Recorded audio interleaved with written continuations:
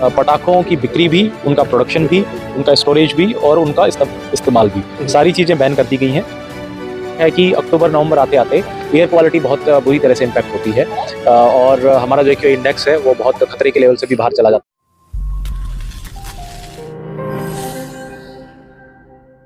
त्योहारी सीजन के दौरान पटाखों से होने वाले प्रदूषण को मद्देनजर रखते हुए माननीय सर्वोच्च न्यायालय ने दीपावली के अलावा अन्य पर्वों पर चलने वाले पटाखों पर पूरी तरह से रोक लगा दी है। अदालत द्वारा निर्धारित किए गए तय समय के अनुसार ही सिर्फ ग्रीन पटाखे चलाए जा सकेंगे।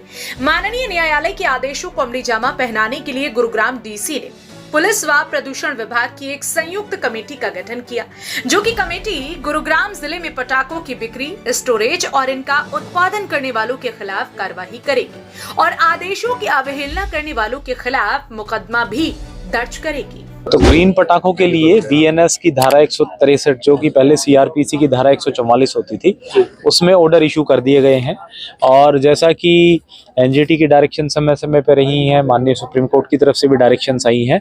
तो एक तो पटाखों की बिक्री भी, उनका प्रोडक्शन भी, उनका स्टोरेज भी और उनका इस्तेमाल भी, सारी चीज़ें बैन कर दी गई हैं। सिर्फ ग्रीन पटाखे ही अलाउड रहेंगे, वो भी स्पेसिफिक डेट्स तय की गई हैं कि जैसे दिवाली का दिन है तो 8 बजे से 10 बजे के बीच में, या गुरु पर्व का दिन है या क्रिसमस का दिन है, उस समय रात के टाइम पे वो चला सकते हैं लोग।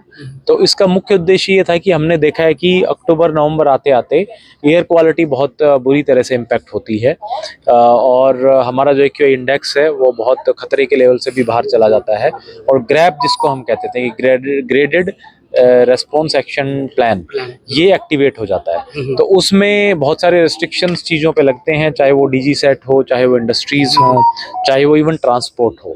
तो हम नहीं चाहते कि इस तरह की कोई व्यवस्था बने, तो इस समय हमें बहुत सजग रहने की आवश्यकता है। इसीलिए जो पटाखे हैं उनकी इस्तेमाल, सेल, प्रोडक्शन बैन किया गया है और इसीलिए ग्रीन पटाखों के लिए भी टाइमलाइंस रिस्ट्रिक्शन की गई है कि इस प्रकार से वो चलाए जाएं। बता दें कि सर्दी का मौसम शुरू होते ही दिल्ली एनसीआर में पॉल्यूशन का स्तर बढ़ने लगता है, जिसके चलते यहाँ की आबो हवा जहरीली हो जाती है। ऐसे में ग्रेडेड रिस्पांस एक्शन प्लान लागू हो जाता है ताकि वातावरण को साफ रखा जा सके। इस प्लान के लागू होने पर कई तरह की पाबंदियां भी लगा दी जाती हैं ताकि यहाँ पर रहने वाले लोगों को किसी भी प्रकार की समस्या का सामना न करना पड़े और स्वास्थ्य ठीक रह सके, जिसे लेकर अभी से ही पॉल्यूशन को कंट्रोल करने के लिए पहल शुरू कर दी गई है और पटाखे की बिक्री, उत्पादन और स्टोरेज पर बैन लगा दिया गया। हालांकि पर्वों को देखते हुए माननीय न्यायालय द्वारा निर्धारित किए गए समय के अनुसार ग्रीन पटाखे जलाने की अनुमति प्रदान की गई है ताकि वातावरण भी दूषित ना हो और लोग अपने अपने पर्वों को खुशी के साथ मना सके। इस बार हमने पोल्यूशन कंट्रोल बोर्ड और पुलिस डिपार्टमेंट दोनों को इंस्ट्रक्ट किया है कि वो रेगुलर बेसिस पे इसको चेक करते रहें और उसकी हम सीज भी करेंगे। और चूंकि अब धारा 144 यानी बीएनएस की धारा 163 लगा दी गई है, तो उसमें जो प्यूनिटिव प्रोविजन है वो सीधा एफआईआर है। तो कोई भी इसकी वायलेशन करता हुआ पाया गया तो हम उस पर डेफिनेटली एफआईआर दर्ज कराएंगे। भले ही डीसी द्वारा अदालत के आदेशों को अमली जामा पहनाने के लिए संयुक्त कमेटी का गठन करने के बाद आगामी कार्यवाही के लिए आदेश जारी कर दिए गए हों, लेकिन देखना इस बात का होगा कि जिला उपायुक्त द्वारा जारी किए गए आदेशों को पुलिस व पॉल्यूशन विभाग लागू कराने में कामयाब हो पाता है या नहीं। ब्यूरो रिपोर्ट, हरियाणा वरदान सोहना, गुरुग्राम। देश व प्रदेश की खबरों को सबसे पहले देखने के लिए हरियाणा वरदान चैनल को सब्सक्राइब करें, लाइक करें व शेयर करें।